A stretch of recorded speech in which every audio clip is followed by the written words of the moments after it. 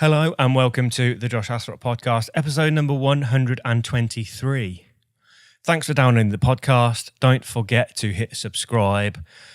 You can find the podcast on Facebook, iTunes, YouTube, Instagram, and Acast.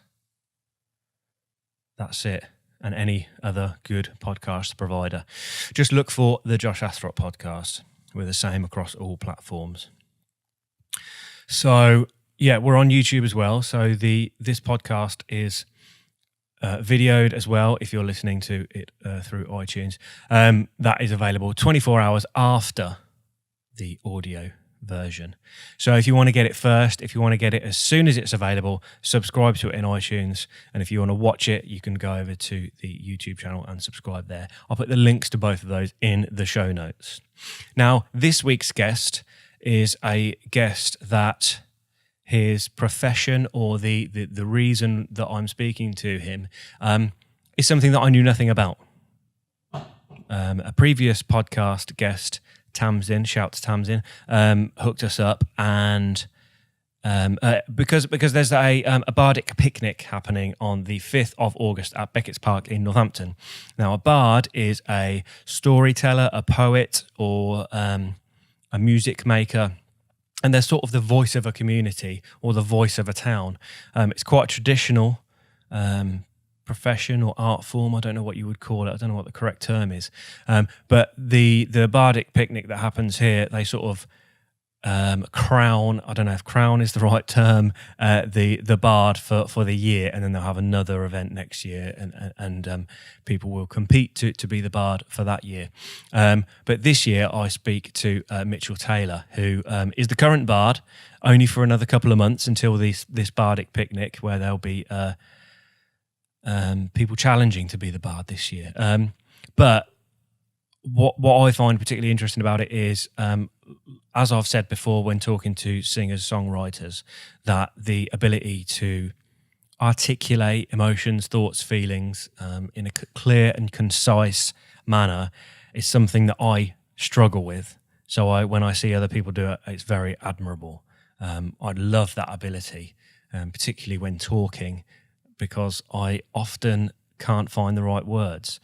But yeah, Mitchell, thoroughly lovely bloke, and has got me excited for the Bardic Picnic, which is something I had heard about in the past, but I didn't think was for me. But he's changed my mind, and maybe he will for you as well if you listen to this episode. So let's not say too much.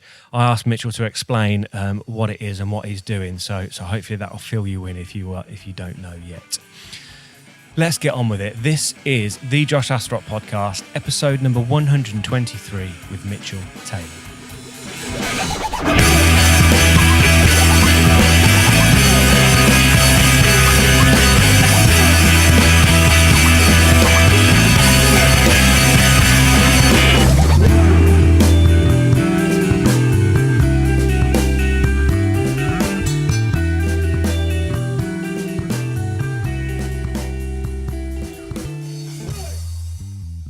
Cool. Okay. Well, yeah, Tamsin sent me a message and said, we're doing another Bardic Picnic, August 5th. Yes. At Beckett's Park? Beckett's Park. And that I should speak to you. And I must admit, it's not something I know a lot about, to be honest. No. I've subsequently looked into it. But I think that's... Without sounding harsh, it feels like it's it's very traditional, isn't it? I was going to say old-fashioned, but that's not the right term. Yeah. But it's very traditional, isn't it? It's very sort of, it's rooted in a lot of like Celtic tradition. Okay. And it's a very old England sort of towns had bards, storytellers, and sort of, the idea is to sort of try and keep that sort of oral history tradition on the go.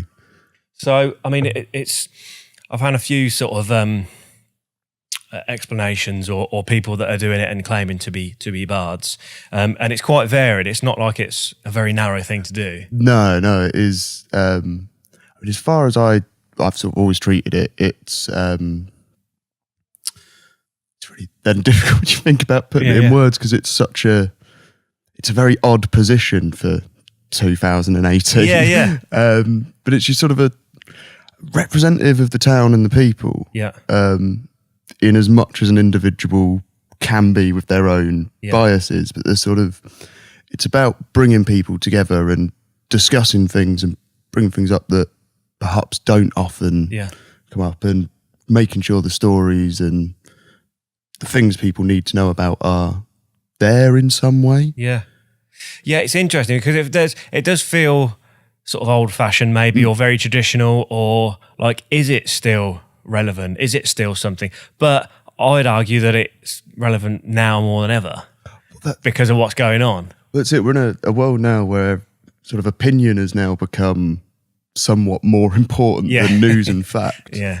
And at least getting some positive opinions out there, that can do some good. And we are in, people like performers, speakers more than they like reading a newspaper. Yeah.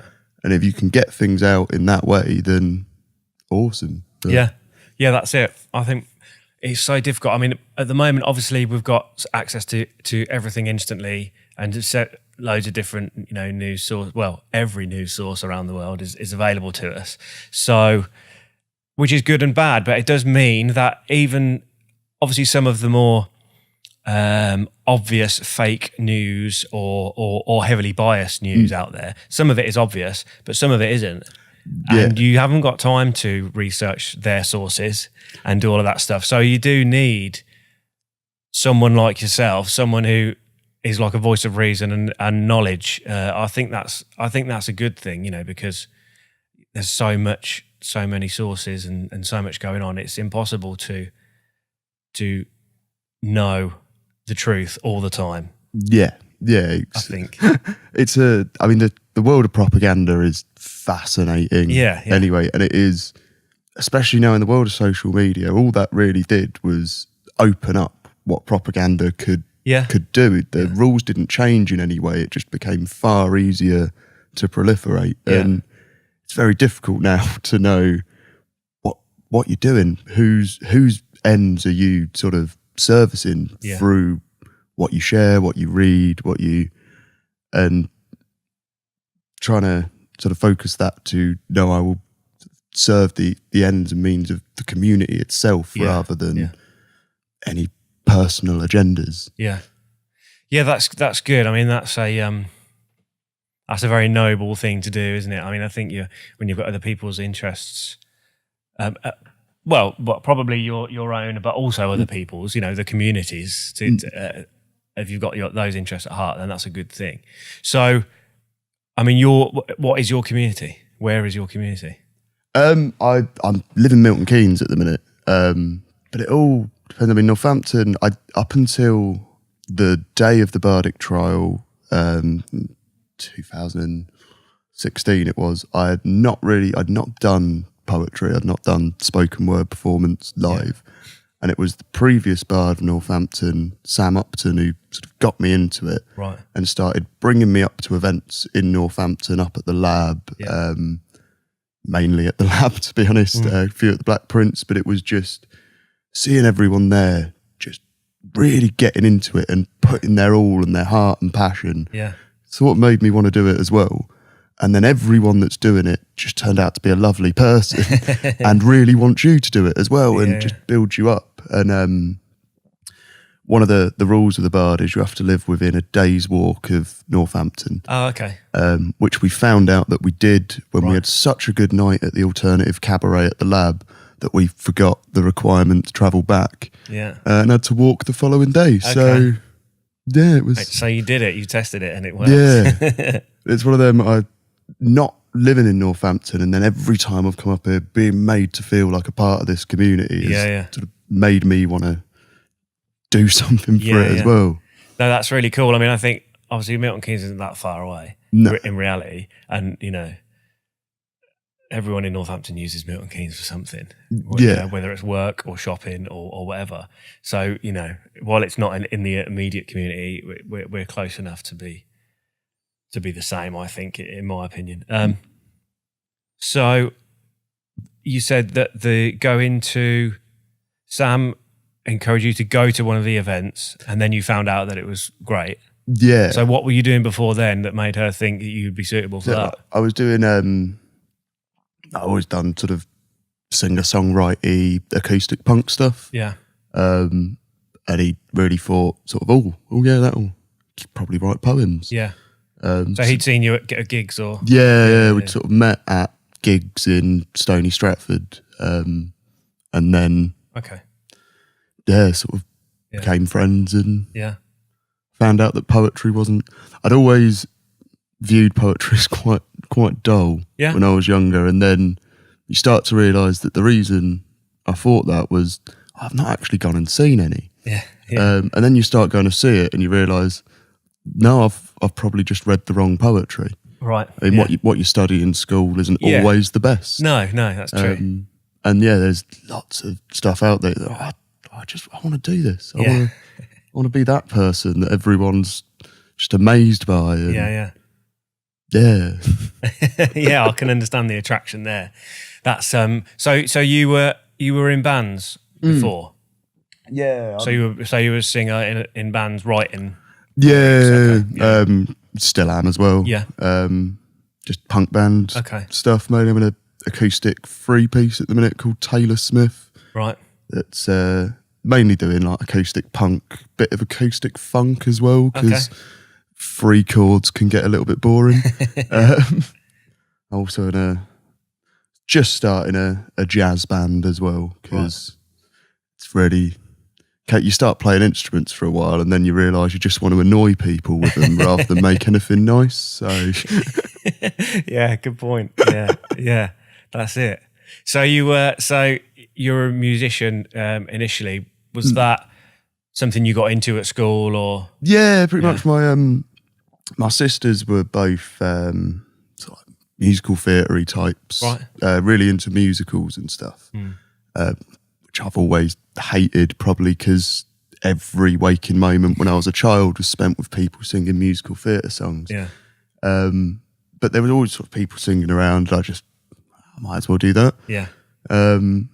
Started learning how to play the guitar and got frustrated that I couldn't learn anyone else's songs. Right. But I realised I knew a few chords, so I just put some words on top and went from there. Okay. So it was sort of a musical household that got you into it. Yeah. I'm interested to hear how people get into music, because quite often, like when you're younger, it's maybe school, or it depends on what school you go to, I suppose, whether they were a musical school or such, but or family members. But quite often it's not the same thing. Do you know what I mean? Some people were learnt recorder, and then were in the orchestra, and then so on, and then some people, their brother was in a band, so they nicked his guitar and learned how to play. But it's interesting to see the route that people took. And like punk is the opposite of musical theatre. Yeah. I think anyway, they're both pretty theatrical. Well, true. Yeah. That's interesting that it went that way.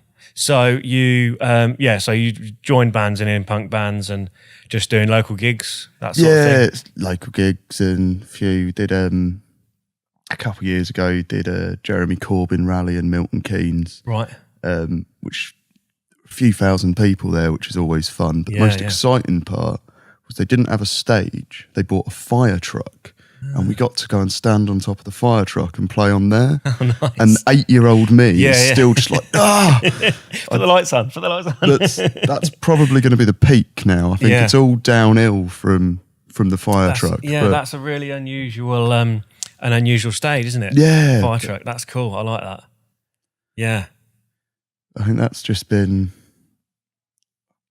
It's odd being in bands, because I went off to uni for 3 years, sort of stopped for a while and come back, and you go through, lots of versions of bands, but you all sit there and jam for a while and then realise that you're not really doing anything. And the last few years ended up just mates Nick and Widget, and we've not really stopped making music now. It's been awesome. That's the best way, I think. You know, I mean, so it gets difficult being in bands. I think because it takes time and money. Usually costs money rather than makes money. Yeah. So you have to really want to do it to keep doing it. I think if you're planning on gigging and stuff, then yeah, you have to keep rehearsing. You have to keep trying to get gigs, and then you've got to be able to afford it and have the time. So many people are in and out of bands and stopping and starting because life gets in the way. Yeah. You've got to pay the bills or whatever. So I think that, like, when it's just mates getting together and making music, that's totally different. Whereas if you're in a band and you're trying to get a tour, you're trying to get a deal, it's still music and it's still art and it's still passion, but it's on the businessy side of things. Yeah. Which that unfortunately that has to be a conscious effort these days, I think. It's a very odd. I've never liked the social media side of it. Yeah. And the last 6 months, I've had to begrudgingly force myself into doing it more because that's how bands operate now. Yeah. And you like to think that you can still just run entirely on word of mouth. But it doesn't seem that way anymore. Well, it's like we were saying earlier, there's so much out there and access to so much stuff that you've really got to be special to not use the main, like Facebook or whatever, or Instagram, whatever it is. If it's just going to be word of mouth, then you've got to be really something, because, I've heard about 5 bands this month that are really good. Yeah. It's like you've got to be as good or better than those 5. So it's really difficult. But yeah, it makes me feel a bit funny when it's like, when you start talking about marketing with music, it's like sort of they're the opposite things. Yeah, I'm not really comfortable with talking up the band a lot of the time. And it's an odd world. Like, yeah, it is. What I did entertainment marketing actually at uni, because I wanted to do music, but I didn't want to do like a wholly creative course. I didn't want to do like, make music and stuff. I wanted to do something businessy. I was trying to play it safe. Yeah. And then so I did marketing and music marketing. But what I found out was that they don't really work well together, I don't think. If the music's really good, then the selling it side, the marketing side is really easy. Yeah. Because it's great. Whereas you find the people that have got these massive marketing machines behind them, it's like they're just not that good. Otherwise, they'd be fine. They don't need gimmicks and they don't need giveaways and they don't need all of this stuff. Obviously, that helps. Yeah. But I feel like the good bands will be all right. But you still need to be on there. Yeah. You still need to have a presence somewhere, which is funny. Yeah. I mean, it's been one of our biggest the things that we started doing. We started going out and busking as a band, right? Which has been so good. Yeah. Because lots of people that own venues go out in the streets at times, like they do go outside as well. Yeah. And the amount of bookings we've got from just standing in the street and playing has been really nice. And I know this is a practice studio, so I probably shouldn't be saying that practicing outside and getting paid for it is an option. No, it's great. Well, it's like it's better than a free rehearsal.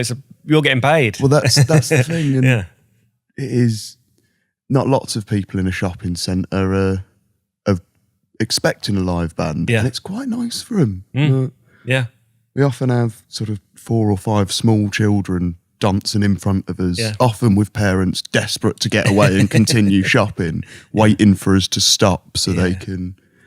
But it's lovely. That's good. You don't see a band very often.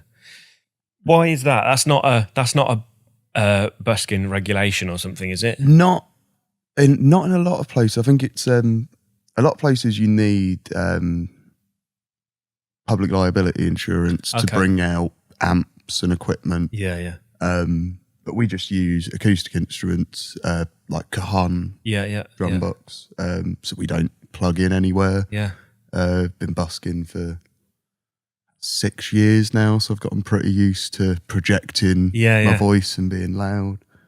And I think a lot of people, it is just, you assume there's restrictions behind busking. Yeah. A lot of people come up and ask, sort of, oh, where do you go to get a license? Yeah.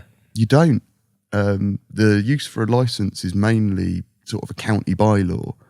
So check where you are. Yeah. I know Northampton town centre, no restrictions as long as you're not bringing amplification. I think you need public liability for that, but otherwise, like the pedestrianised high street at the shopping centre, you can go set up there. I didn't know that. Oh, okay.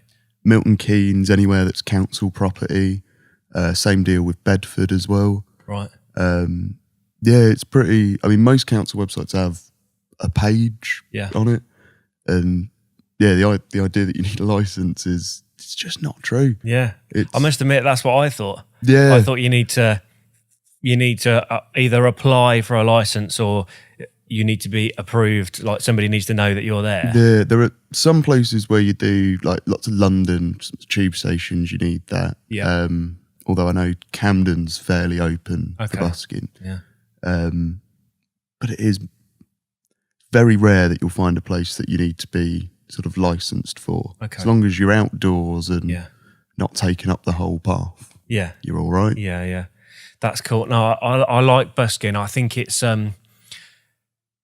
such a proving ground. I think I mean I've never done it, but I can appreciate how difficult or complicated it can be, and therefore how good you'll be. How maybe good's the wrong word. Maybe how you're able to deal with different people in different situations because you'll have experienced loads of different stuff. That's it. Really, it's I find it's most people just sort of walk on past and don't really stop, and that's fine. But you do get sort of people that hang around and stop, and that's normally positive. Yeah. Yeah. And we did have in Milton Keynes the other week, a man in a full tweed suit screaming at us, "This is a bloody fucking public nuisance." I'm pretty sure screaming is probably worse. That's ironic, isn't it? Yeah. He's the public nuisance there. Yeah. But you just carry on. Yeah. I think that's I find I'm very I find lots of busy places I'm quite anxious around. But busking the guitar in front of you, it gives almost like a little bubble. You've got purpose to be there. Yeah. And it creates a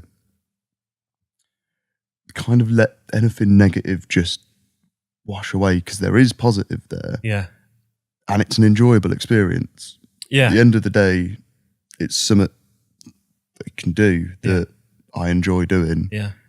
And punk music isn't for everyone. I can try and trick myself that it is as much as I can, but it's definitely not for everyone. Nothing is for everyone, is it? Yeah. And once you've got that in your head and you realise that, you know what, there are going to be some people that this is really going to connect, this is going to sort of stay with them. Yeah. That makes it all worth it. Yeah. No, I agree. I think that's so true. I spoke to a guy called Stephen Bridges a few weeks ago on the podcast. He's a magician, very successful YouTube channel, but he often busks in Leicester Square. Yeah. Is it Leicester Square? Yeah, with all the buskers and does, shows to 30, 40, 50 people. But with being a magician, that's slightly different, I think. He explained one thing where it was a long trick and I can't remember the trick. I'm completely butchering it now, but there was a $5, they sign it, and then at the end of the show, he opens up a lemon and the signed £5 note is in the lemon. Incredible, absolutely incredible. Anyway, he did the trick, blah, blah, blah, opened up the lemon, there was nothing in there, and he had no idea what had happened. And I thought, and there's 30 or 40 people watching, and he was like, right, okay, well that hasn't worked. Yeah. Just that's it. And it's like, well, and then he did that, and he afterwards he said he thought, well, when you think what's the worst that could happen, that is the worst. And he did it, and it was embarrassing, but he's fine. It's like, well, there you go. You've the worst thing you thought could happen actually happened, and you're still all right. Yeah. So it's like, well, there you go. And it's only by putting yourself in those positions where you're vulnerable and stuff might go wrong that you're going to find out. And it's it's much easier to find out doing it there than it is pub full of drunk people. Yeah. Pub full of drunk people is always going to be worse than... Particularly at a punk gig, maybe. Yeah. Maybe. Yeah. It's... that it just really makes you hone your... I mean, it's everything, isn't it? Like you say, voice projection, that you're getting stronger voice and yeah. And even with playing acoustic guitar, you play it differently as whether it was plugged in or mic'd up or whatever. Yeah. So it's just a whole new skill set, but then it's transferable to everything else. Yeah. And I imagine talking poetry on your own with a microphone without the guitar that's daunting. I think it's terrifying. It is. The first I'm ever doing it 2 years now, and it took me a year and a half to stop just shaking constantly. I'm not surprised. And I think the only way I get through now is just by being loud and fast. Yep. Okay. Yeah. Sort of just attack it. And no one notices if you mess up. And it's fine. Yeah. And even if you do, it's like people might think, oh, he messed up a word there. That's it. That's as bad as it gets. Yeah. And everyone's been to a gig where someone's made a mistake, broken string, or drummer drops his stick, or something broke, microphone stops playing. It's like, it's fine. It's absolutely fine. It happens. If anyone is sort of thinking of coming to the Bardic Picnic and entering the competition to be Bard, and you're worried that you're not up to a standard, watch me perform, because you'll realise that you are well above that. I think they're doing a junior Bard competition as well this year, which every time I've seen sort of young children poets like 10, 11, 12 years old, always outclass the adults. Really? And I'm expecting the same thing here as well, because kids, they don't worry about whether or not that sounds a bit wrong. Yeah. They just write honestly. Yeah. And it's fantastic. Like, even if you're 11 or 12, come and be the Bard of Northampton as well. Yeah. Yeah, that's interesting, because kids don't have the maybe emotional, social baggage that we've got from all our experiences. Not learned to be self-conscious. Yeah. They're just there. Just doing it, yeah. I mean, I'm sure they get nervous and things, but they don't have all of the... Yeah, it's sort of they benefit from a lack of experience in that situation, I think. So it's probably a good point to talk about what the Bardic Picnic is, because that's the competition. Is that the right word to crown the? I don't know what the right word to knight the Bard or whatever you do. Yeah, it's a lot of pomp and circumstance. Okay. It's not really. It's very casual. You get a cape, which excellent. When the weather's like this, that's fun. Yeah, a cape. But it is a. I mean, there's a few stages on all days. There's going to be sort of lots of poetry, lots of bands, lots of singer-songwriters, storytellers, that kind of stuff. Yeah. Obviously, you got the competition that runs. I think it's the 3 rounds with all the poets, each do a different piece in each round. And that's sort of spread out over the course of the day, with the Bard then being chosen at the end. Okay. But it's all sort of built that there is a bit of everything going on there. And Beckett's Park being nice, big, open space as well, we can get a lot, but there's going to be a lot going on. Yeah. Don't know any of the acts as of yet. Yeah. I know there's a meeting tonight, so I'm sure I'll find out then. Okay, cool. Well, I'll put a link in the show notes to the event and stuff, and I'm sure it will all be announced on there anyway. Yeah, I'm sure it all will. I know so all the funding is confirmed now. It is all a go and ready for the 5th. Yeah. Just getting the final details there and getting it out to the public. Okay. So I'm picturing in my head a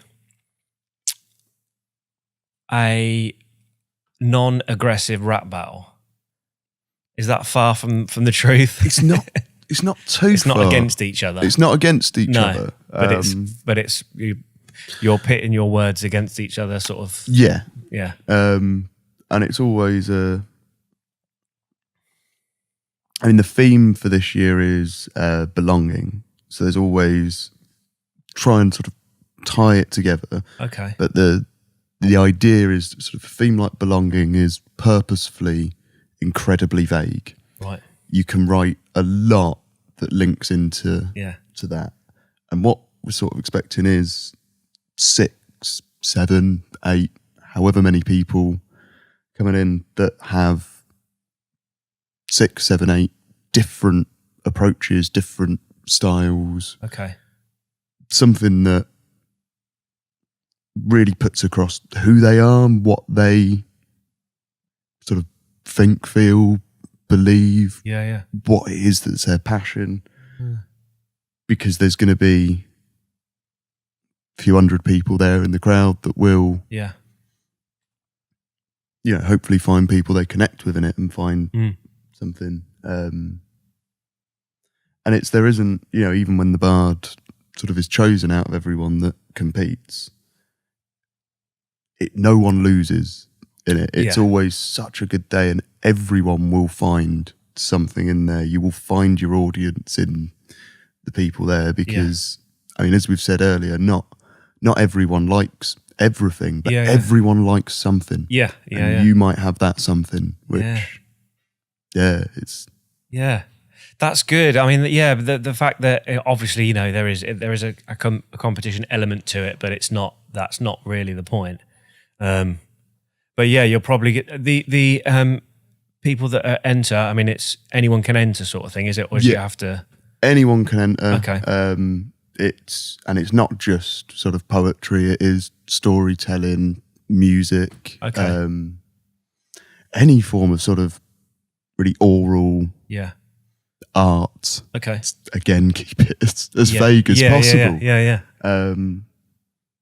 Even if you're a comedian, a fantastic speech writer, okay, whatever you feel is the right sort of platform to do you. Yeah. That's I like the idea of that. That's the fact that it's not only the topic is intentionally vague, but also the art itself. I mean, that just opens up more opportunities, doesn't it? And then obviously more people. Hopefully, it's a varied group of people and styles. Yeah. So what are the roles of the winner? What is there anything that you're required to do for that year? There is. I mean, definitely already there's the Umbrella Fair, which I believe is the 18th and 19th of August on the race course. Yep.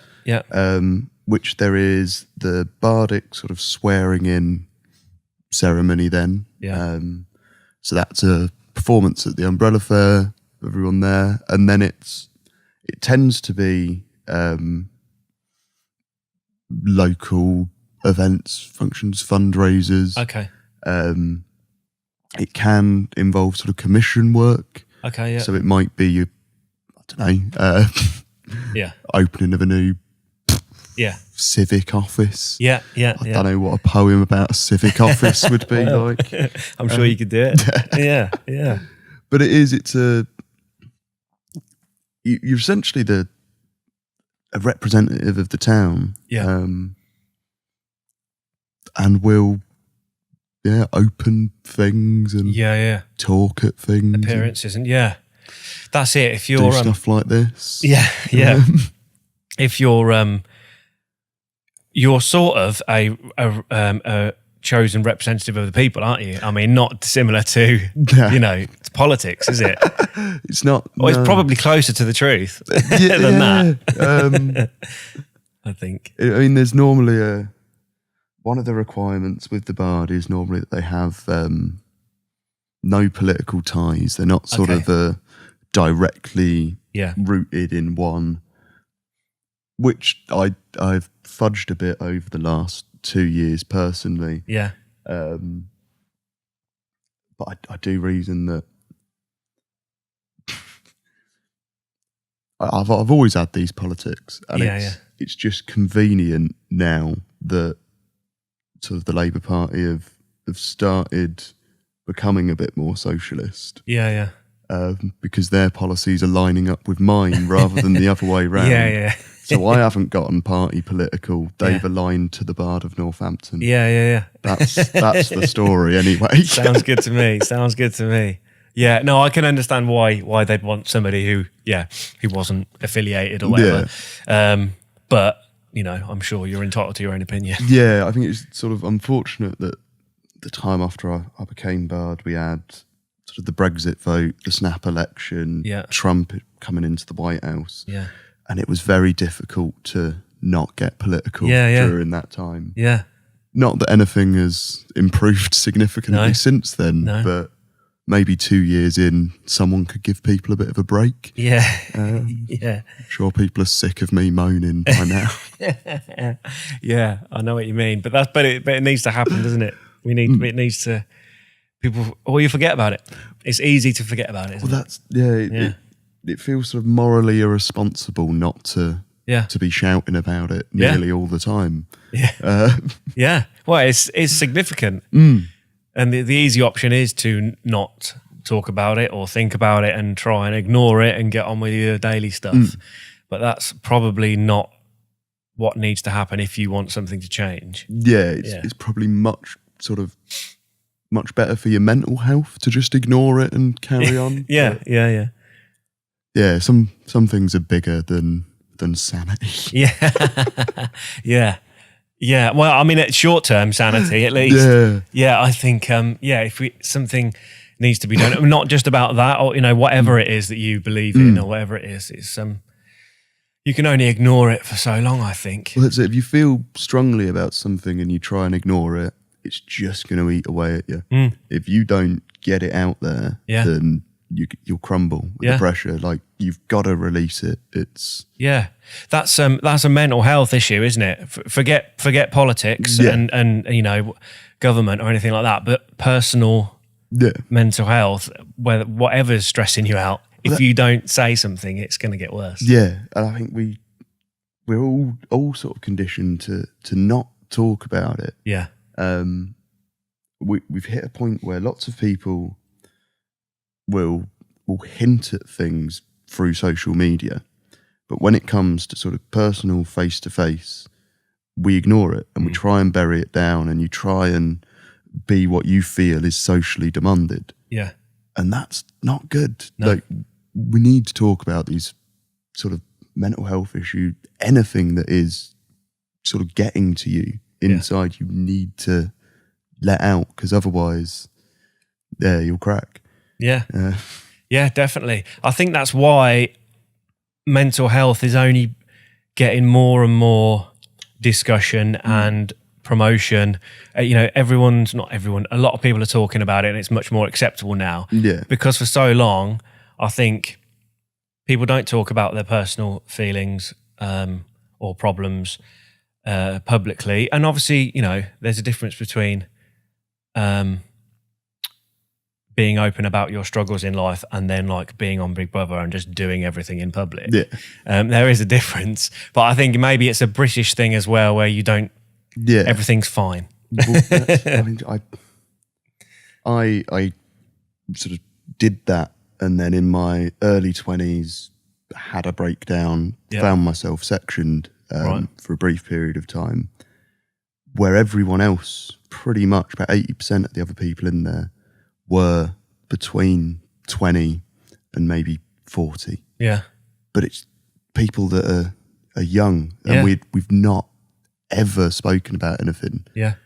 And you don't, people shouldn't leave it to the point that you have a breakdown and get sectioned. It took that for me to then go, crap, I need to tell someone. I need to talk about this. I need to just get this out. No one else, I don't want anyone else to get to that point. If you ever feel like you need to say something, say it. Find someone. There is always someone there. I mean, even down to sort of Mind readily available. It can take a while to get through the waiting list, but they do have immediate contact. And even if you are phoning up the Samaritans, to scream down that phone, to just shout your lungs out till you're raw, do it. If that's what you feel you need to do, if that's what you need, do it. Yeah, definitely. Make it known. Don't suffer. Make it known. That's so true. I mean, I've had friends that have worked for Samaritans and things, and it wasn't until I spoke to them about Samaritans. I always thought Samaritans were just those guys in uniform. Yeah. I'd never really knew that it was a phone line where people can call for help or just to chat. Yeah. But then I spoke to some friends who regularly give their time on the phone lines, and the people that they speak to and the things they do, I mean, it's really heartwarming. I mean, obviously some of it's terribly sad, but some of it is amazing. And, you know, they really are people that are on the edge, and that one phone call, no matter how brief, has changed their life forever. Yeah. You know, it's absolutely incredible. Have you found, speaking of mental health and having a problem and letting it out, have you found songwriting or lyric writing or just being able to write, has that been therapeutic? Yeah, it is what I use therapeutically, because I think a lot of people struggle. I have a lot of problems times. I'm somewhat on the autistic spectrum. I have a lot of trouble really pinning down what my emotions are. Yeah. Often find writing things, you then read back, a lot of it is more prose rather than writing for performance. Yeah. But you see sentences in there that sort of give you an insight into yourself that you perhaps wouldn't have had otherwise, because rather than stopping to try and sort of figure out what's in your head and untangling it all while it's in your head, just getting it down on paper, waiting a couple hours and looking back at it and going, sort of having a record of what was going on to then pull from. I do it all the time. Yeah, I think I found that as well. Even, I mean, I've said it on this podcast a lot. Like, I imagine this is kind of like therapy. You know, it's just talking about your thoughts and feelings, which people don't do it very much anymore. I think, you know, when was the last time you sat down with somebody for half an hour plus, didn't check your phone, weren't interrupted by somebody, had no, you know, you just don't do it very much anymore these days. But just even whether it's writing or talking, I think it makes your thoughts real, I think. Because if you've been having thoughts, whatever they are, they're just conceptual, and there might be random words. Yeah. But writing it down or saying it, you're probably putting it in a sentence and in a paragraph, and it's fully formed then. Whereas in your head, it's a bit vague and you're not really sure of what's going on. But I mean, I think it definitely helps me to talk about it, because then you've sort of, it's like you've got all these Lego pieces, and then talking or writing puts them all together. You're like, right, that's the problem. Yeah. It just makes it clear, and it sort of shows itself, I think. I think it is the problem with the inner dialogue, sort of the not talking, not writing it down. By the time you go back to think about it again, you're going to have changed things and swapped them around. Having that record there, that's exactly how it was at the time. Yeah. And that is, you've not got your own sort of personal biases with it. You have some that's written, but you're not sort of changing the idea. Then you've got something to focus on and go, no, that's what I need to look at. And that's good, because it's, you do, every time you then go think about it again, it's changed a bit, hasn't it? And or something else has happened, and that's changing the way you're looking at it. So it's constantly evolving, but then you've got that record. Yeah, that's interesting.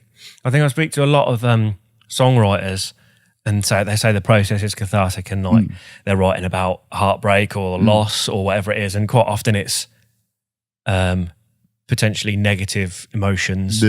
But the act of writing a song about it or writing something about it is part of a healing process. And I think what I really admire in the ability to write songs or poetry about something like that's maybe stressful or emotional, is it's almost like you can really, ironically, it's like you're able to find the words to fully explain how you feel.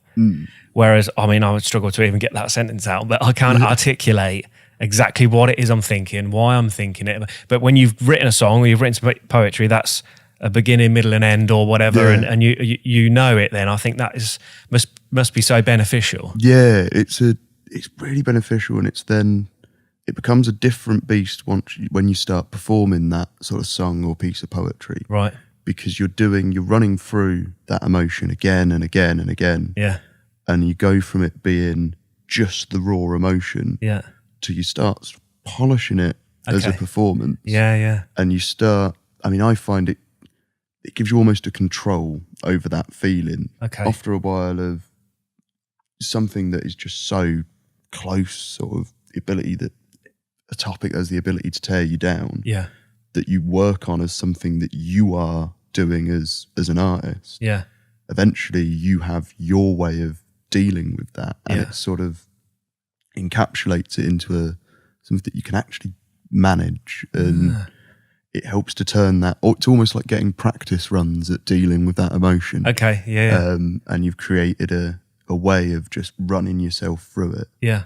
And I often find a lot of songs people write do come from very depressing places, and there are so many songs that start in a really depressing place and sort of end in triumph. Right.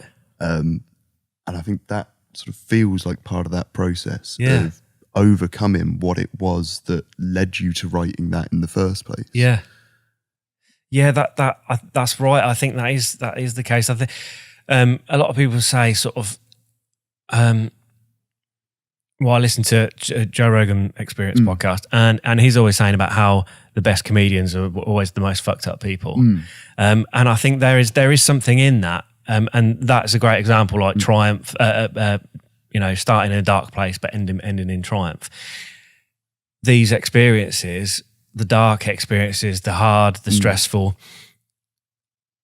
more often than not, you get over them or you get through them, but you end up better than you started, stronger or more capable.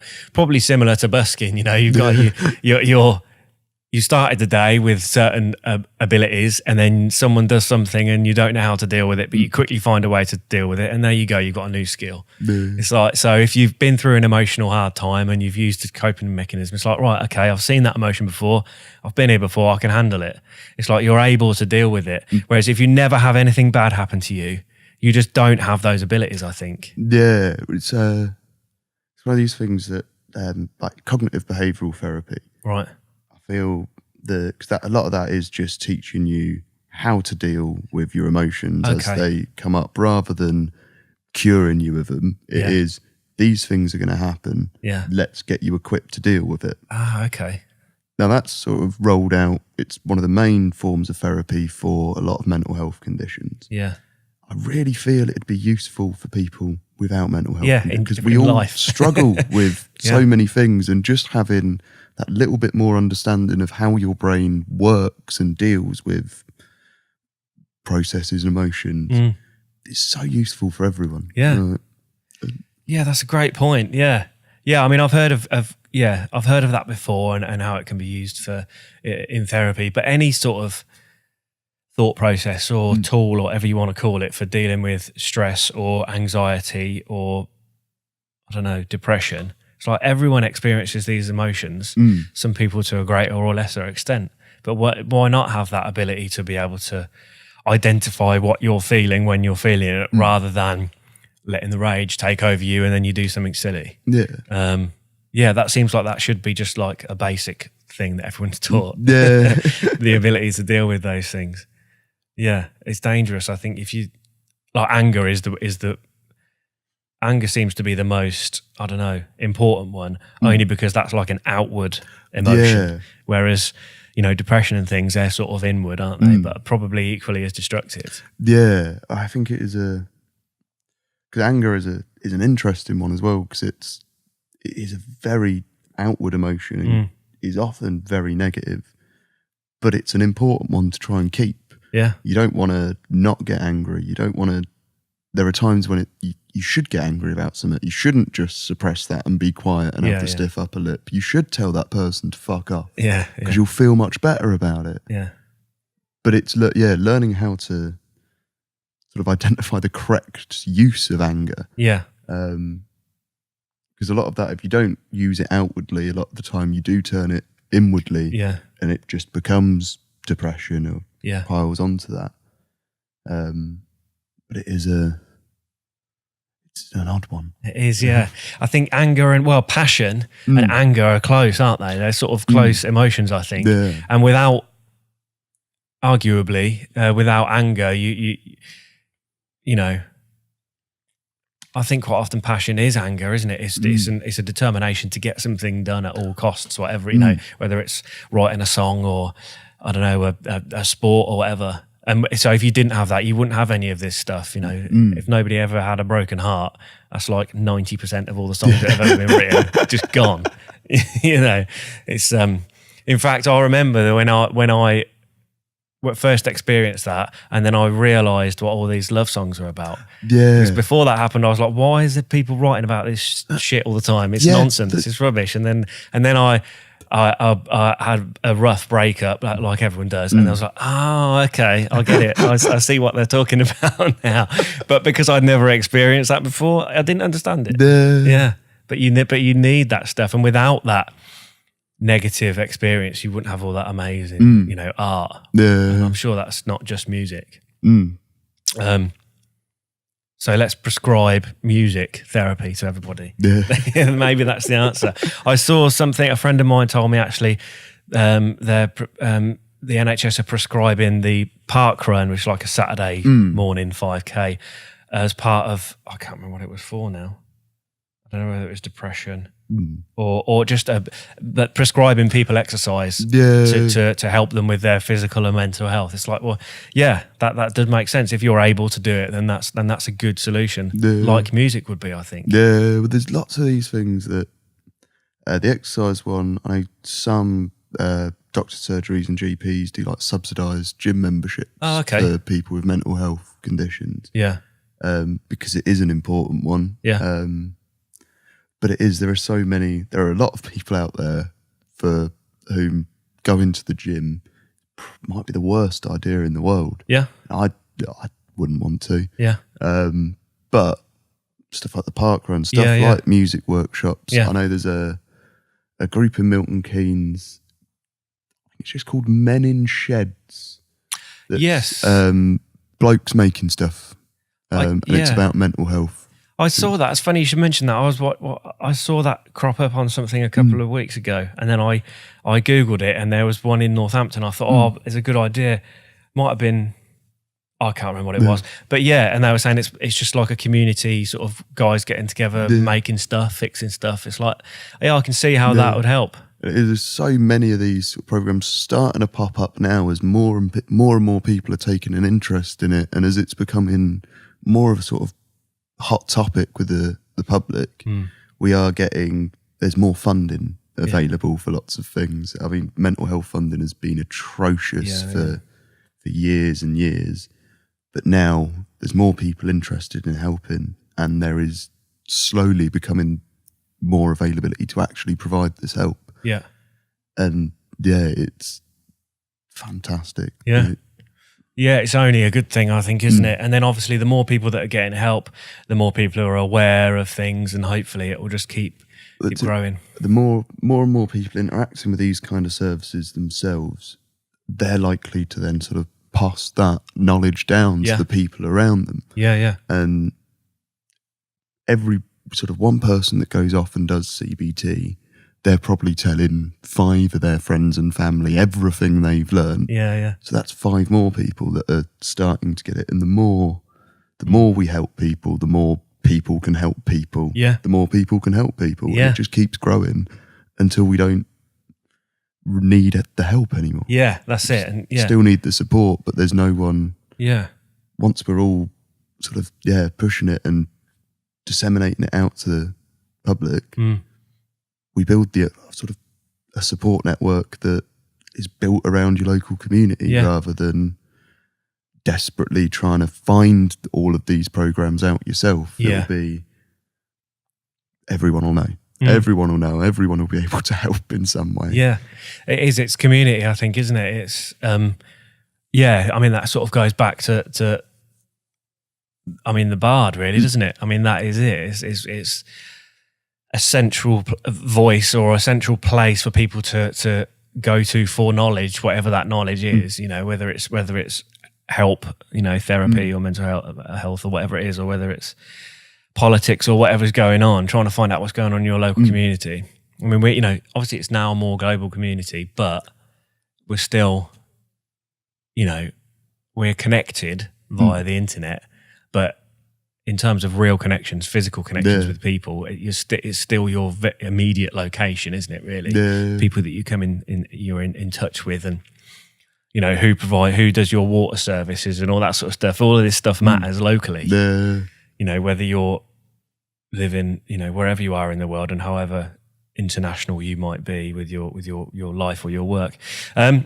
Okay, so back to the Bard. 5th of August.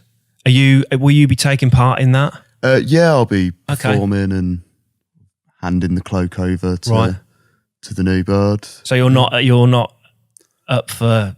No. You sort of do it once and then pass it on. That's cool. I mean, it's been really interesting because, like I say, it's not something that I knew anything about, but it sounds really good. I think it's nice how it is traditional, without being like xenophobic or something like that. Do you know what I mean? You know, we don't want it to be a sort of. It's not that type of tradition, you know. It's not waving the Union flag and trying to think of anything else. Yeah, no, I know what you mean. It is. It's part of the sort of tradition of the small communities in England. Like a lot of what people view as sort of the tradition that was the thing people fought against. We had sort of revolutions in this country just so that people could work on land. We had revolutions so people could vote. And that's the tradition that we're keeping up, is the people's tradition, which has always been working for the community, rather than isolationist dreams of what never really was. It's interesting how people can think of these relatively new things that are happening, like voting or whatever it is, you know, in terms of human history. And it's like, no, these are traditions. We need to keep these forever. It's like, they weren't traditions at one point. They were the new thing that people were scared of. But what I like about now is, I think when I think about community or this country or whatever whatever your community is, now sort of multicultural, multinationality is the community. I mean, you'd be hard, well, maybe not. I was going to say it'd be hard to find a community that is like just people that were born in that village or that town. There are probably a few of them about. Norfolk. But I'd imagine most towns and cities are just people from all over the world now, which I consider that's only a positive thing. People, you know, you get idiots from all over the world. Well, that's it doesn't matter if you're from here, from everywhere. So it doesn't matter that they're not that. Well, you know, that anyone's from anywhere. Well, that's the amount of sort of people that moan about immigration that do they're not English, are they? Anyone that came here on the Windrush ships is more English than I am. Because I was born in 92 and they've been in this country longer than I've been alive. And it is, I think, borders shouldn't exist anyway. What's a country? It's just someone drew a line on a map and that's it. And why? Why should we complain? If people have chosen to come to England, I know it's lovely right now, but 90% of the time, this rainy, overcast, windy, bloody marvellous. Most English people are trying desperately to fuck off to Spain and play golf.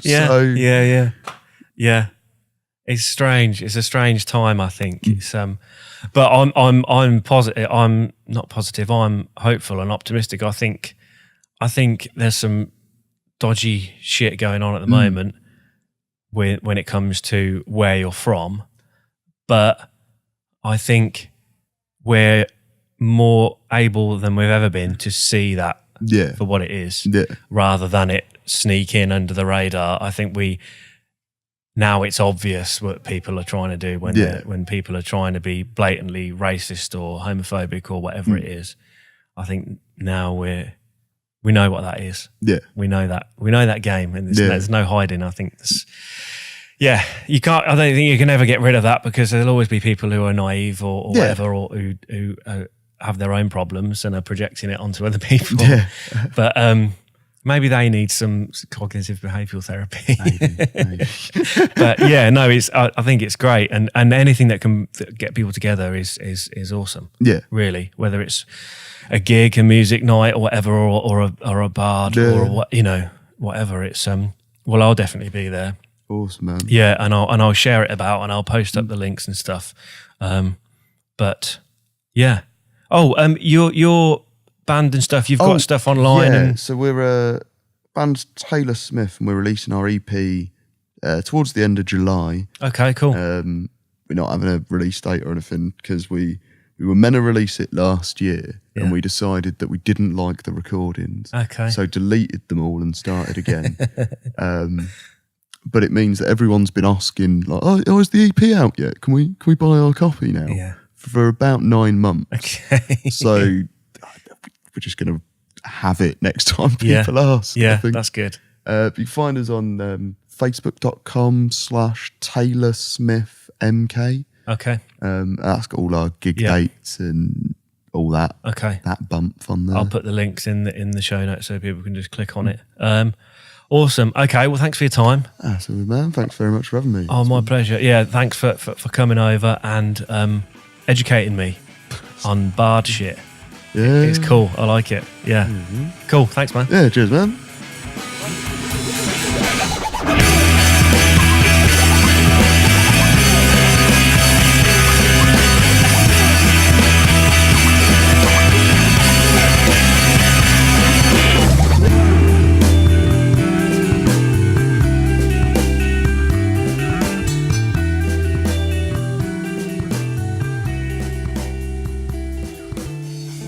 So there it was, the Josh Astrop podcast, episode number 123 with Mitchell Taylor. Fascinating guy. Something of an education for me. Obviously, I did some research into bardism, being a bard. It's I don't know what the right term is, but doing bard stuff. After I sorted out Mitchell as a guest, I thought, well, I better find out what this is about. So I did my research. But as we discussed in this episode, it is intentionally vague, or the Bardic Picnic is, and what it requires is vague, because that just opens it up to more interpretation and different influences, different flavors, which I quite like, actually. So yeah, Mitchell filled in the gaps for me, and hopefully we explained it well enough for people that are listening that don't already know. But what a great guy, very open and honest, which is something that I love, obviously. And I learned a lot about a lot during that, to be honest. Again, mental health comes up. I'm sort of surprised and not surprised as well, because it shouldn't be surprising, because everybody has mental health, but not many people talk about it. So to hear people talk about it, I think, well, I just really like that. I think that can only be a positive thing. The more we can talk about our thoughts and feelings and emotions, positive and negative, the better, really, because everyone has positive and negative, but it's important to understand what's happening and why it's happening.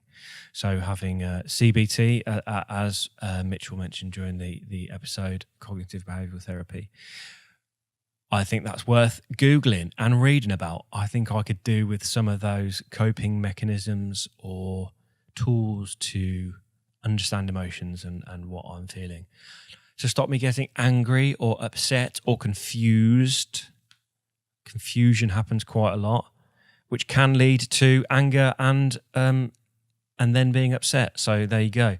If you can understand what's happening and then deal with it rather than just letting it snowball, I think that can only be beneficial.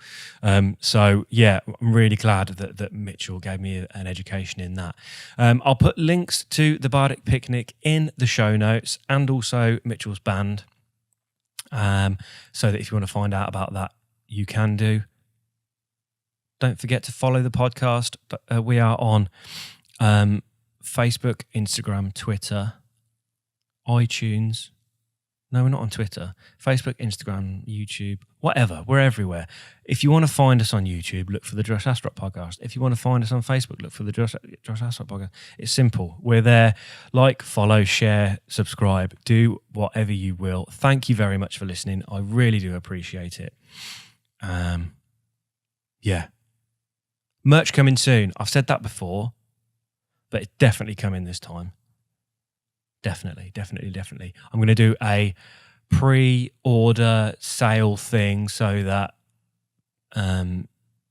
we can do a first batch limited edition. So if you follow us in the right places, you'll find out about that first.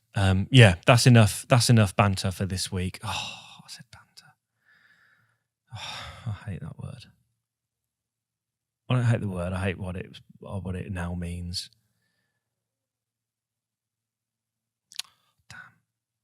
I'm not going to re-record this. I'm not even going to edit it out. I'll just leave it in there.